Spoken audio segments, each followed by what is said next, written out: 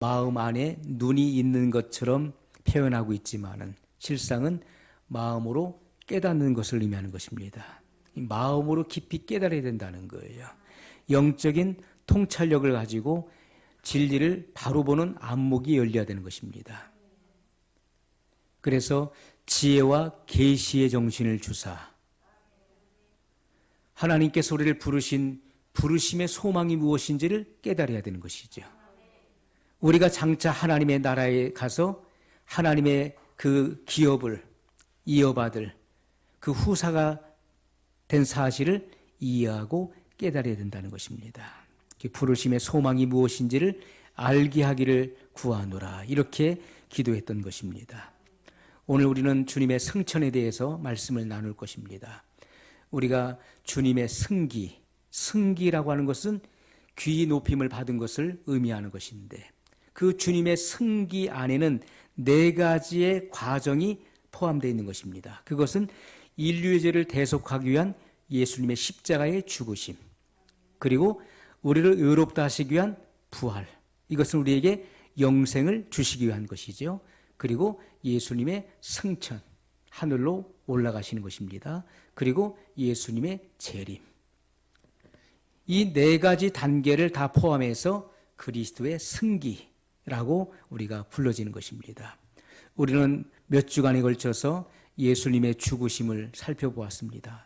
왜 예수님이 죽으셔야 되는지, 예수님의 죽으심을 통해서 나타낸 그 효력이 무엇인지, 그 능력이 무엇인지를 우리는 경험했습니다.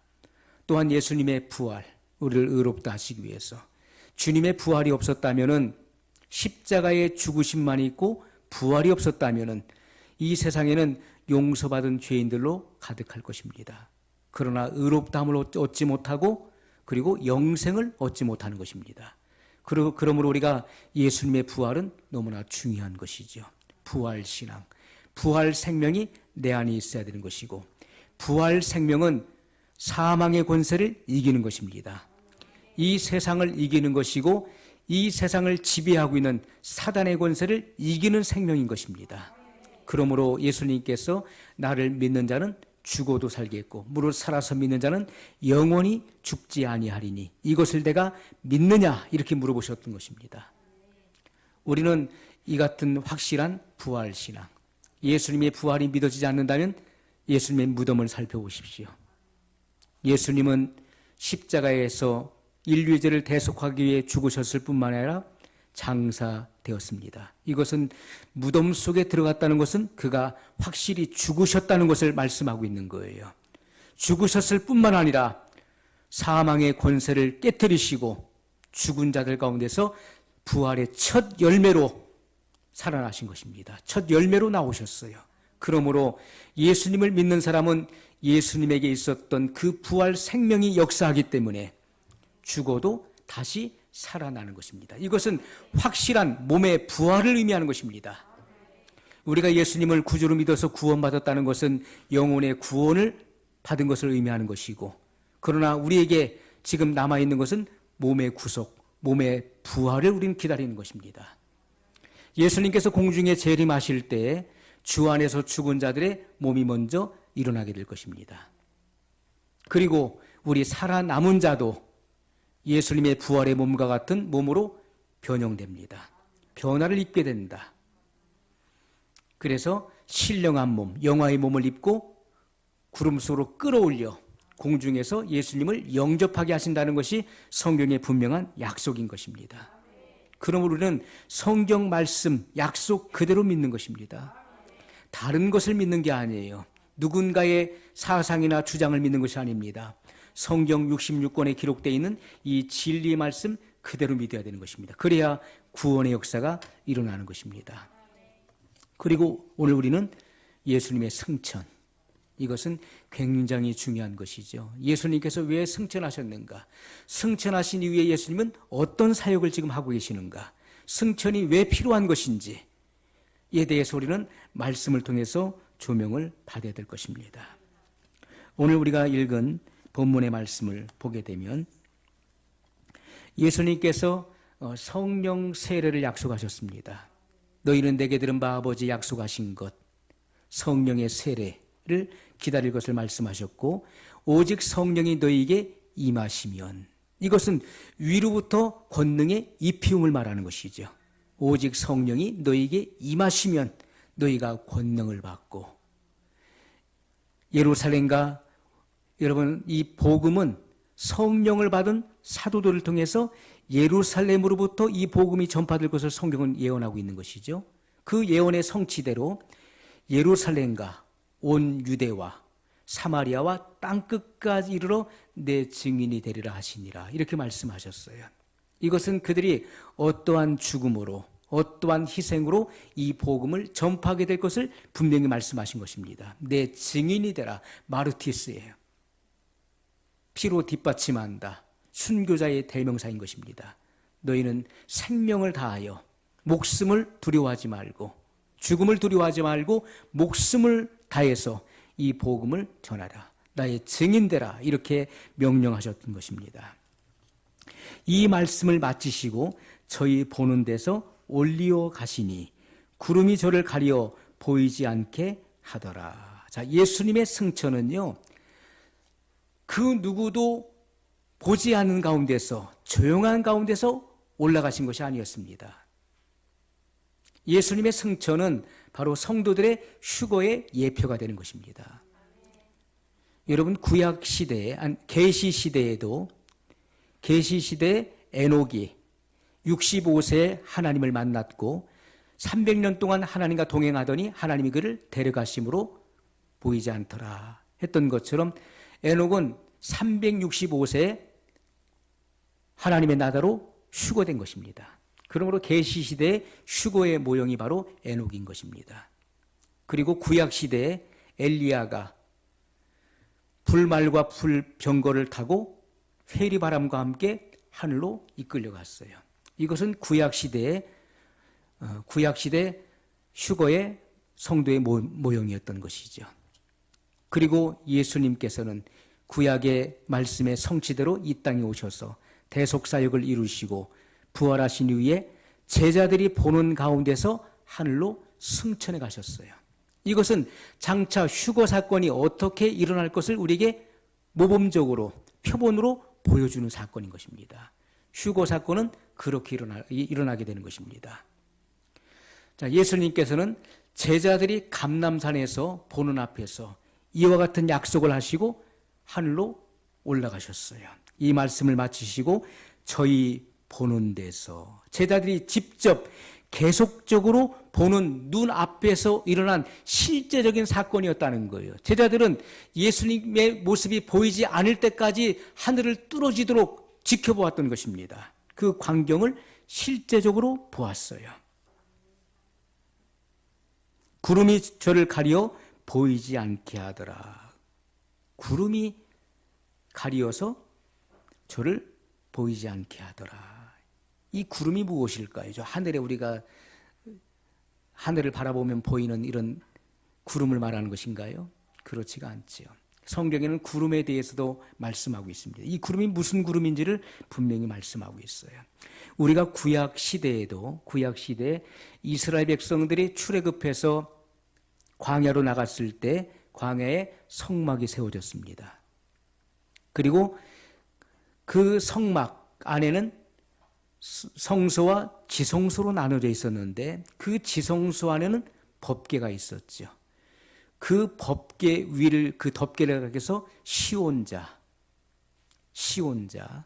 바로 자비의 그 장소라고 일컬어지는 그 시온자가 그 위에 있었던 것입니다. 그 위로부터 하나님의 영광의 구름이, 슈카이나, 이 쇠키나라고 부릅니다.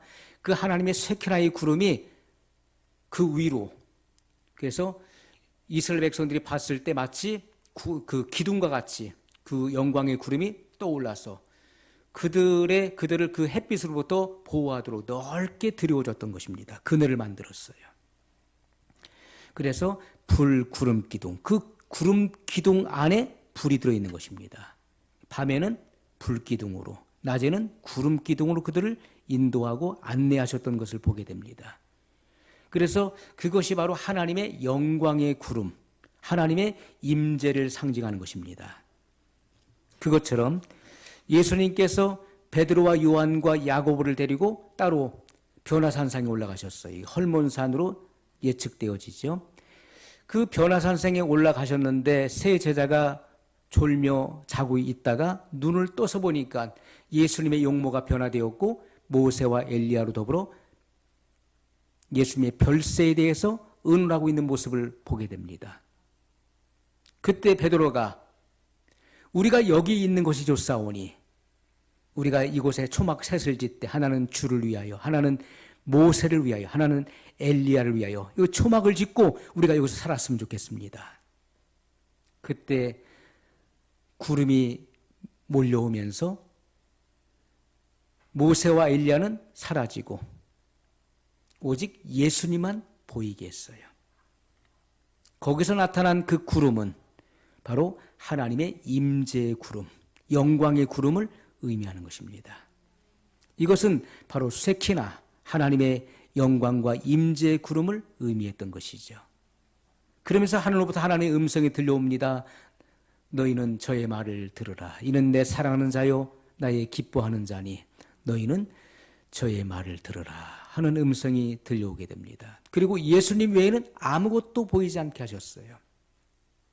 그것처럼 예수님께서 하늘로 승천하실 때 구름이 가리워서 보이지 않게 한 것은 바로 하나님의 영광의 구름, 임재의 구름을 의미하는 것입니다. 장차 예수님께서는 그 구름을 타고 오시는 것입니다. 그 구름, 임재와 영광의 구름 가운데 예수님은 임하시는 거예요. 그것이 바로 재림의 모습인 것이죠. 그래서 저희 보는 데서 올리어 가시니 구름이 저를 가리어 보이지 않게 하더라. 올라가실 때 제자들이 자세히 하늘을 쳐다보고 있는데 흰옷 입은 두 사람이 저희 곁에 서서, 여기 흰옷 입은 두 사람은 누굽니까? 천사들을 의미하는 것이죠. 천사들. 예수님의 생애 가운데 천사들이 언제 나타났었습니까? 예수님의 생애 가운데 예수님의 탄생을 알리기 위해서 천사가 나타났었죠. 그래서 마리아에게 수태고지를 전했던 것입니다. 지극히 높으신 하나님의 능력이 너를 덮으셨다. 그러므로 너는 성령으로 잉태하였느니라 말씀하셨어요. 바로 하나님의 아들이 성령의 역사를 통해 성령으로 동정녀, 수처녀 마리아의 몸을 빌어서 잉태되셨다. 그것을 증거했던 것입니다. 또 마리아와 요셉은 약혼했지만은 아직 결혼하지 않은 상태에 있었어요. 그래서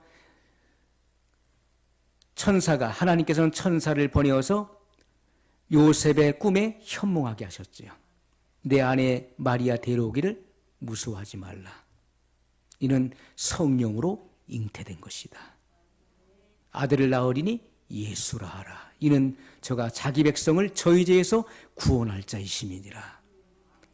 동정녀 마리아를 통해서, 너와 약혼한 마리아를 통해서 하나님의 아들이 탄생하신다는 것을 알렸던 것입니다. 그것이 바로 천사가 알렸던 것이죠.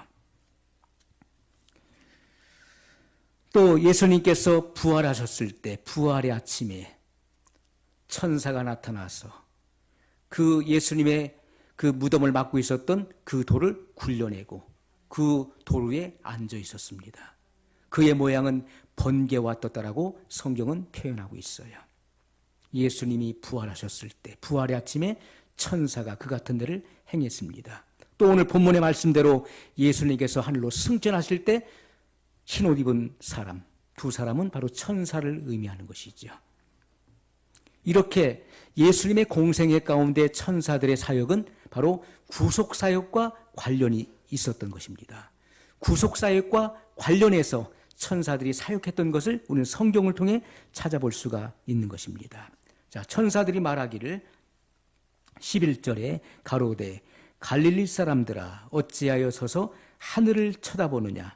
너희 가운데서 하늘로 올리우신 이 예수는 하늘로 가심을 본 그대로 오시리라. 너희가 본 그대로 오시리라. 예수님의 재림의 방법을 지금 말씀하고 있는 거예요. 재림의 방법. 어떻게 해요? 너희가 오늘 본 모습 그대로 오신다는 거예요. 부활의 모습 그대로, 오늘 승천하시는 그 모습 그대로 다시 오신다. 그때는 하늘 영광 구름을 타시고 그리고 수만의 천사들과 함께 임하실 것을 분명히 예언하신 말씀인 것입니다.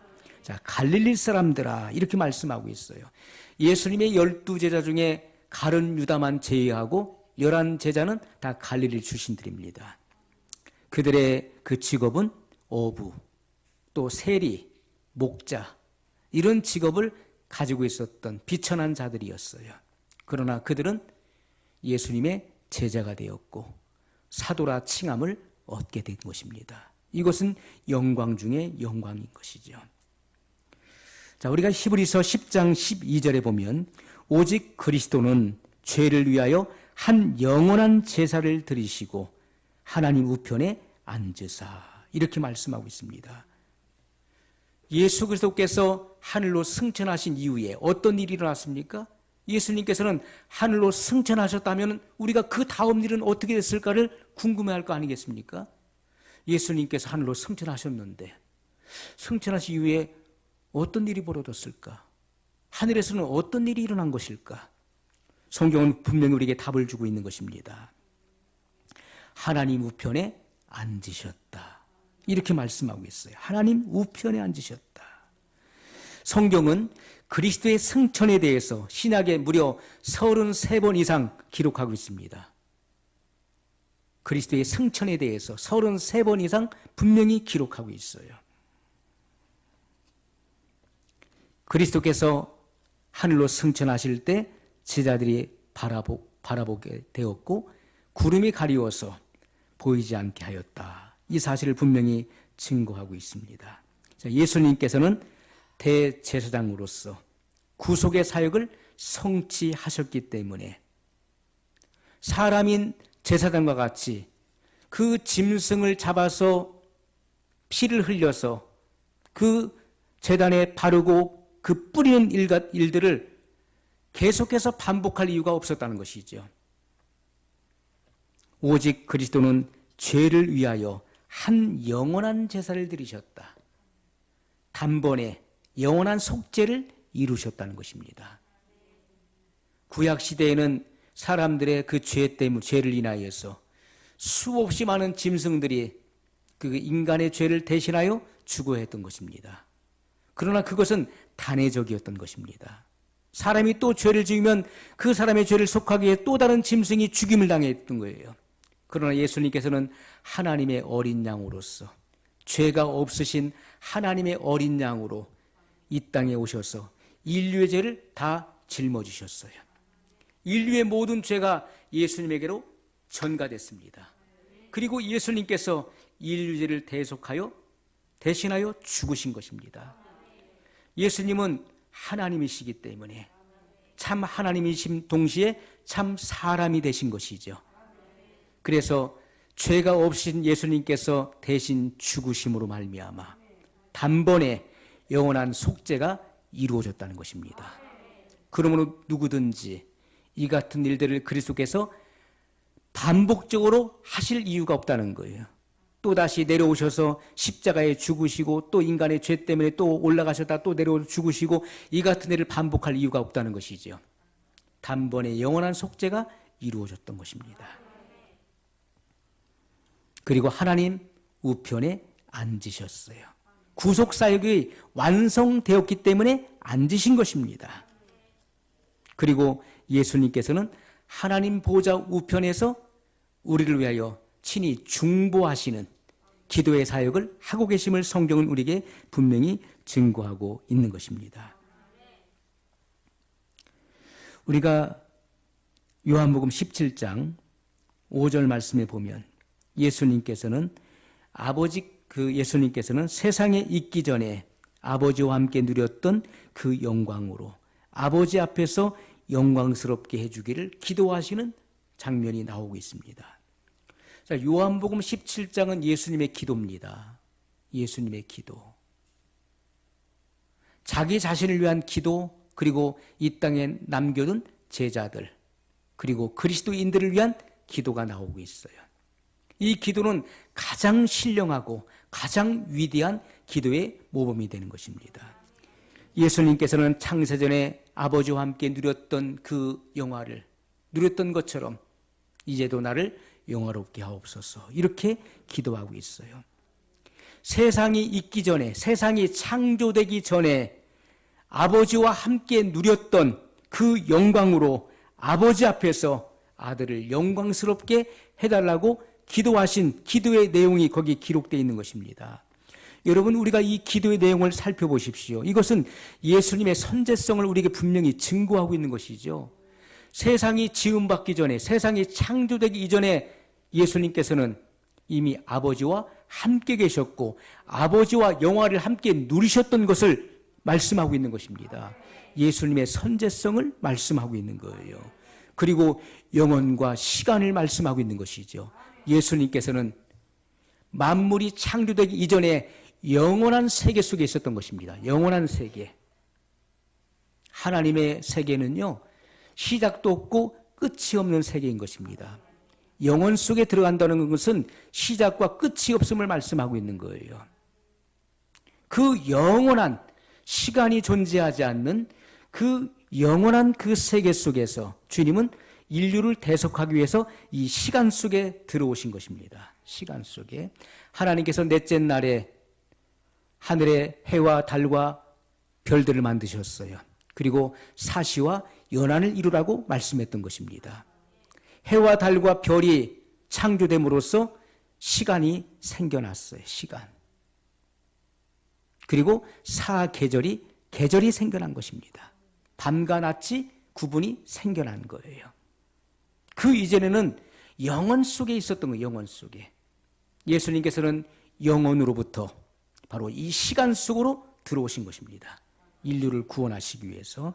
그리고 하늘과 땅을 오가시는 거예요.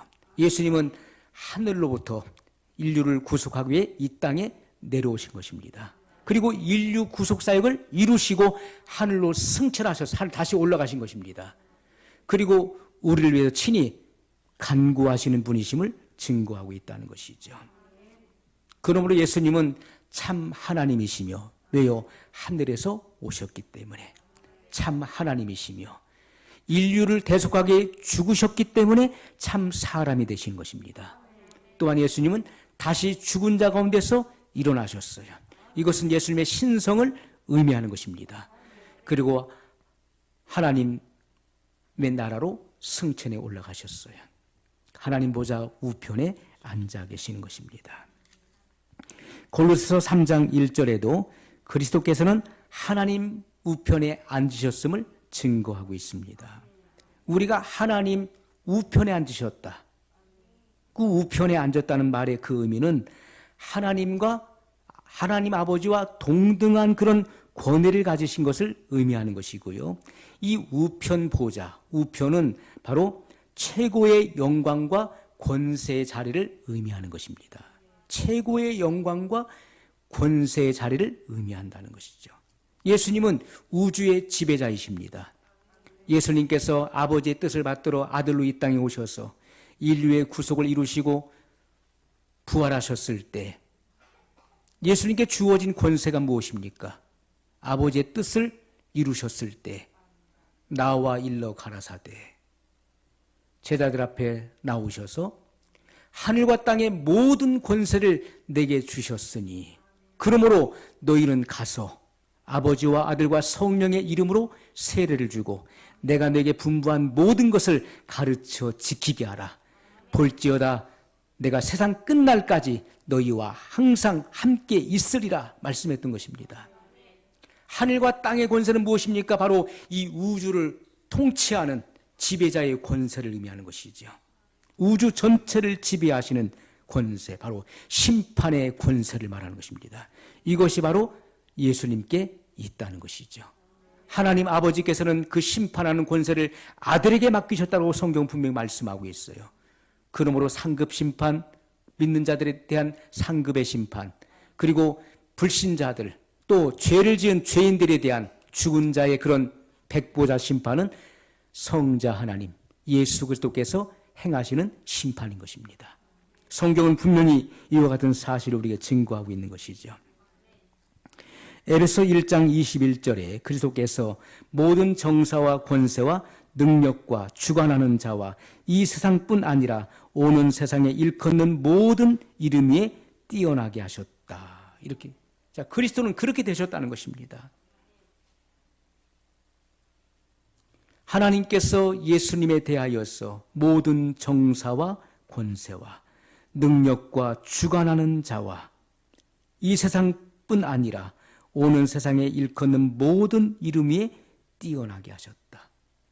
이것은 하늘과 땅의 모든 권세를 예수님께 주셨다는 것입니다. 모든 이들을 심판할 수 있는 권세를 주신 거예요. 사도행전 5장 31절에 이스라엘로 회개케 하사 죄사함을 얻게 하시려고 그를 오른손으로 높이사, 오른손으로 높이셨다고 말씀하고 있어요. 임금과 구주로 삼으셨느니라. 자, 예수님을, 하나님 아버지께서는 예수님을 오른손으로 높이셨고, 자, 어떤 권세를 주셨습니까? 임금과 구주로 삼으셨다. 임금이라고 하는 것은요, 통치자를 말하는 것입니다. 통치자. 죄를 사하는 권세가 있는 자를 말하는 것입니다. 예수님은 모든 이들의 임금이요, 그리고 구주라는 사실을 분명히 말씀하고 있어요. 그래서 인류의 구세주는 예수님 한 분밖에는 없는 것입니다. 천하 인간의 예수 그리스도 외에는 구원을 얻을 만한 다른 이름을 주신 일이 없는이라고 성경은 분명히 증거하고 있는 것입니다. 그러므로 이 마지막 시대 종교 다원주의는 거짓인 것입니다. 여러분, 기독교는 종교가 아닙니다. 생명 그 자체인 것이죠. 종교는 사람이 만든 것입니다. 물론 그 배후에는 사단이 역사하는 것이지만은요, 사람이 자기의 편의와 목적을 위해서 종교를 만든 거예요. 그래서 사람이 이런 종교를 가지고 자기 어떤 소원을 이루고자 하는 그런 속성을 나타내는 것이죠. 그러나 기독교는 종교가 아닙니다. 사람이 만들어낸 것이 아닙니다. 인류의 죄의 타락을 내다보시고 하나님께서 사람의 몸을 입고 이 땅에 생명을 주러 오신 것입니다. 그러므로 기독교는 생명 그 자체인 것이죠. 생명인 것입니다. 사람이 죄를 회개하면 예수님께서는 우리의 임금이시기 때문에, 통치자이시기 때문에 죄를 사하는 권세를 갖고 계시고 또 우리의 구주가 되셨다는 것이죠. 구주. 누구든지 인류의 자기 자신이 구주라고 칭한다면은, 그렇게 주장하는 사람이 있다면은 반드시 그 사람은 신성과 인성을 동시에 갖고 있어야 되는 것입니다.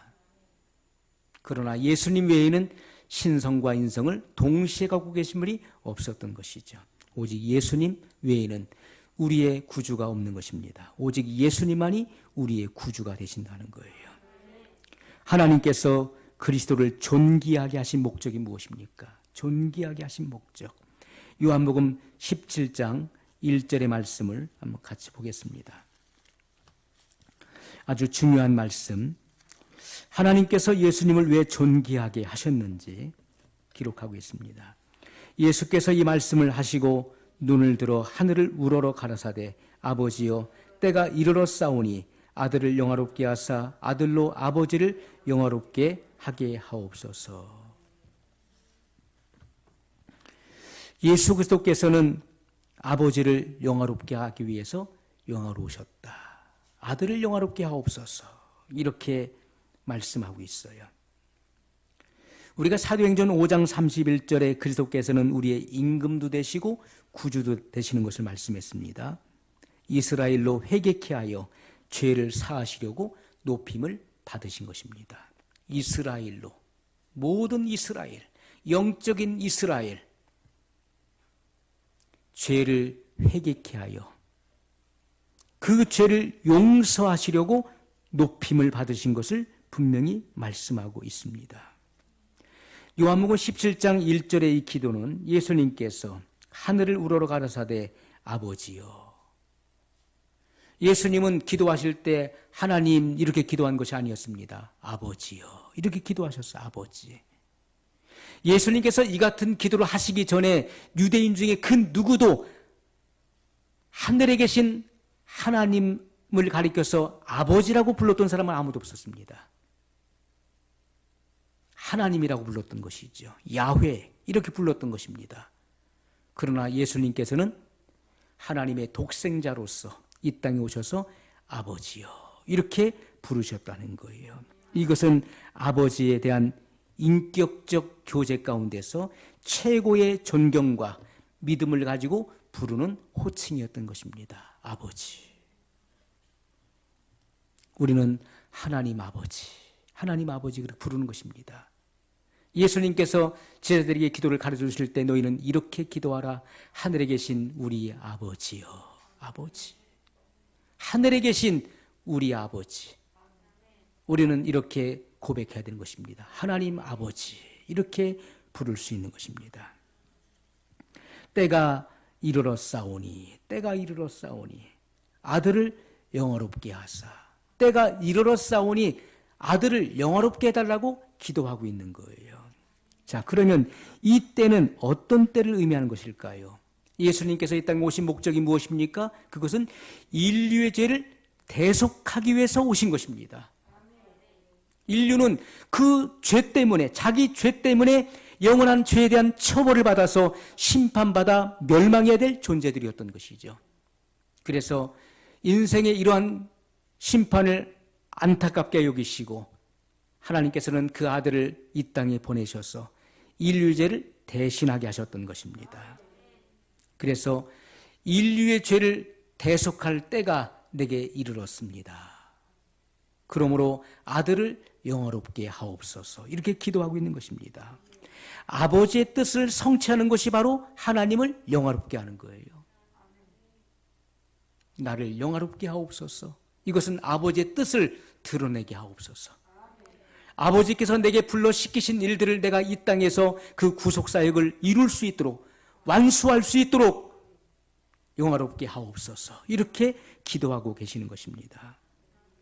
그래서 예수님께서는 아버지의 뜻을 받들어 인류의 대속을 위해 죽으실 뿐만 아니라 의롭다 하시기 위해서 부활하시고 그리고 승천하시는 것, 아버지께로 다시 돌아가는 것, 이것이 바로 구속을 완성하는 것을 의미하는 것이죠. 그것이 바로 하나님께 영광을 돌리는 일이었습니다. 그러므로 예수님은 그렇게 기도하셨던 것이죠. 아들을 영화롭게 하사 아들로 아버지를 영화롭게 하옵소서. 아들이 영화롭게 돼야 돼요. 이것은 아버지의 뜻을 남김없이 이루는 것입니다. 그것이 하나님을 영화롭게 하는 것임을 분명히 말씀하고 있어요. 예수님은 이를 위해서 오셨던 것입니다. 그래서 주님의 구속이 성취된 것입니다. 히브리서 6장 20절의 말씀을 같이 보겠습니다. 히브리서 6장 20절. 그리로 앞서가신 예수께서 멜기세덱의 반차를 쫓아 영원히 대제사장이 되어 우리를 위하여 들어가셨느니라. 아멘. 할렐루야. 이럴 때는 할렐루야가 나오는 거예요. 말씀을 깨달으면 우리가 할렐루야 아멘이 저절로 나오는 것입니다. 우리가 말씀을 깊이 들여다보게 되면 성령께서 이 말씀을 조명해 주심으로 이가 말씀의 깊이를 깨닫게 되는 것이죠. 그리로 앞서가신 예수께서, 거기가 어딥니까? 예수님께서 앞서가신 곳이 어딥니까? 그것은 예수님께서 십자가에서 죽으심으로 다 이루었다 하시면서 고개를 숙이시고 운명하셨을 때 어떤 일이 일어났습니까? 성전에 있는 성소 휘장이 성소와 지성소를 가로막고 있었던 이 휘장, 커튼이 위로부터 아래로 찢어져서 두 조각이 났어요. 그리고 지성소가 훤히 보이게 됐습니다. 자, 성경은 그것을 말씀하고 있는 것입니다. 그리로 앞서가신 예수께서, 그리로 앞서가셨다. 자, 이것은 바로 이 땅에 있는 지성소가 아니라 예수님께서는 그 예수님의 바로 그 성소와 지성소를 가로막고 있는 그 둘째 휘장은 예수님의 육체를 가리켜 하신 말씀이라 히브리 기자는 그렇게 기록하고 있죠.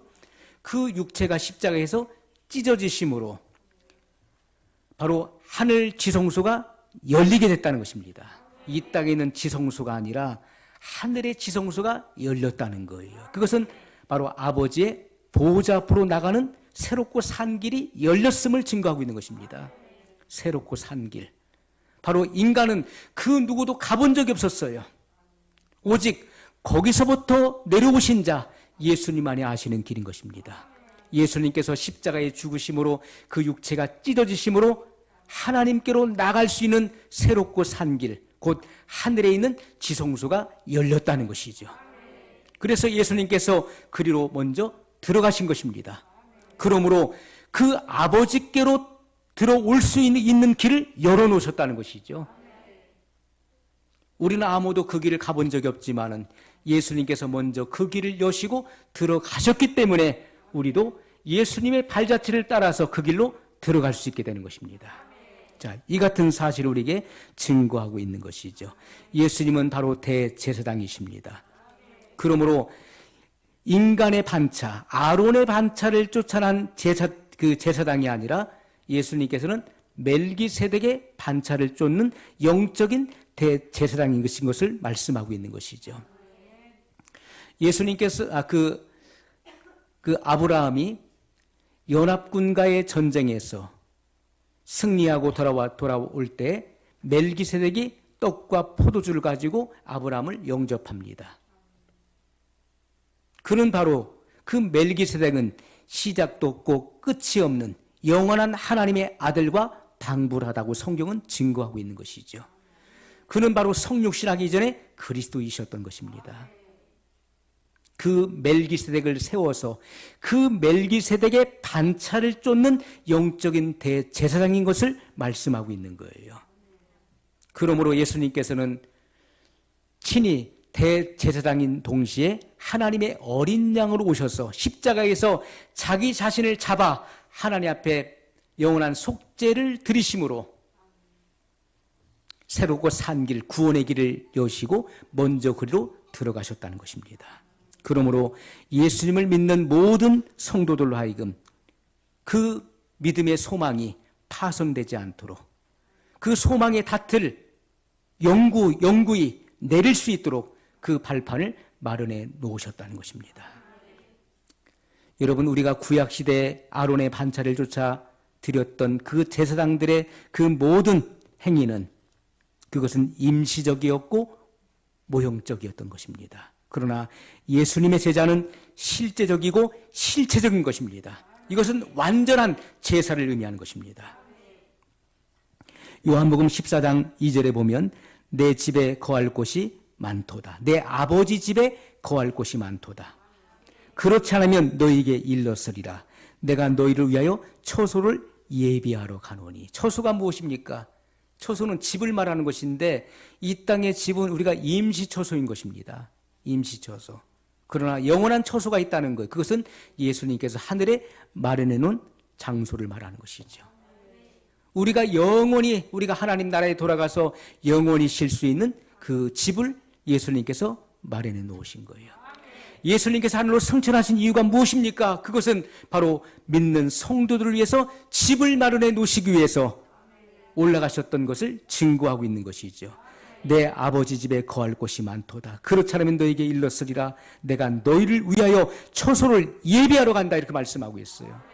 내가 처소를 예비하면 다시 너희에게 와서 너희를 내게로 인도하여 나 있는 곳에 함께 있게 하리라. 이렇게 약속했던 것입니다. 예수님의 승천의 목적이 무엇입니까? 그것은 하나님 보좌 우편에서 우리를 위해서 간구하시기 위해서. 승천하신 목적이 무엇입니까? 우리가 영원히 안식할 집을 마련하시기 위해서 승천하신 사실을 분명히 증거하고 있다는 것이죠. 또 히브리서 9장 24절에 보면 예수 그리스도께서 하늘에 들어가셔서 우리를 위하여 하나님 앞에 나타나신 것을 분명히 증거하고 있어요. 그리고 대제사장으로서 속죄의 피를 아버지께 드리고 우리를 위해서 간구하신다는 사실을 증거하고 있는 것입니다. 히브리서 10장 12절로 13절의 말씀에 보면 그리스도께서 하나님 우편에 앉으셔서 모든 원수들이 발 아래,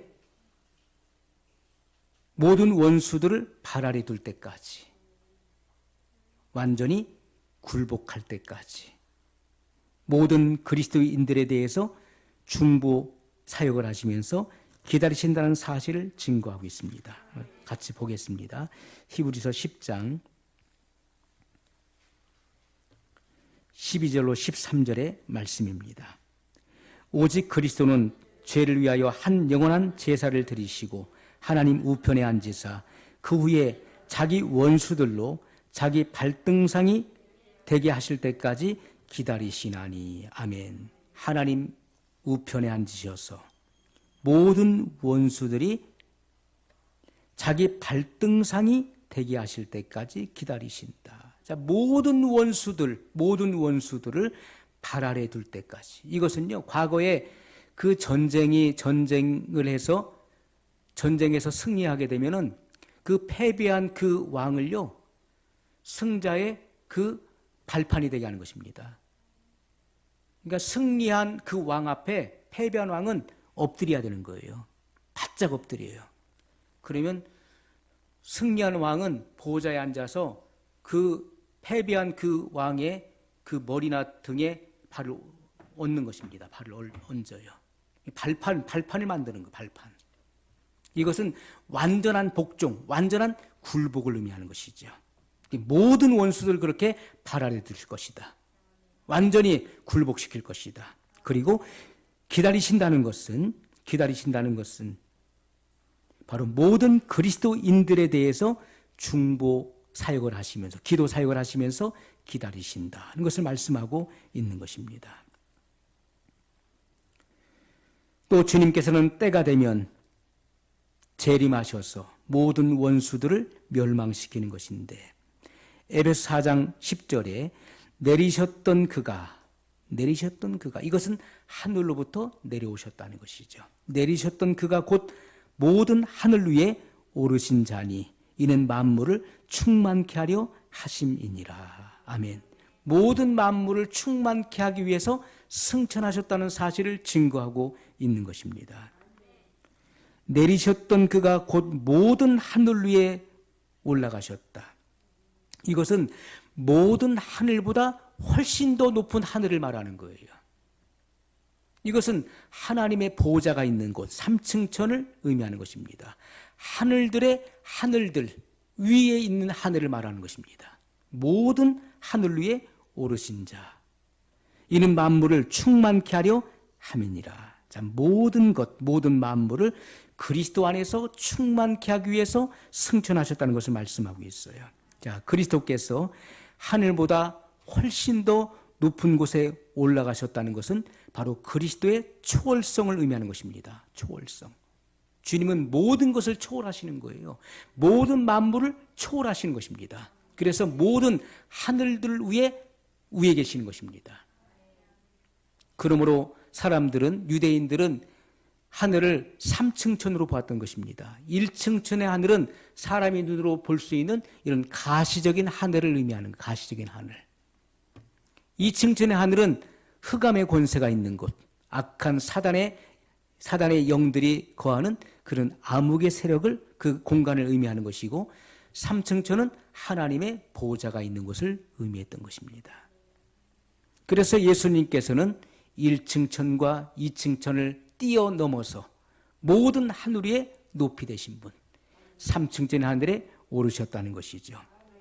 그러므로 주님께서는 모든 것 위에 초월하신다는 것입니다. 또 만물을 충만케 하시기 위해서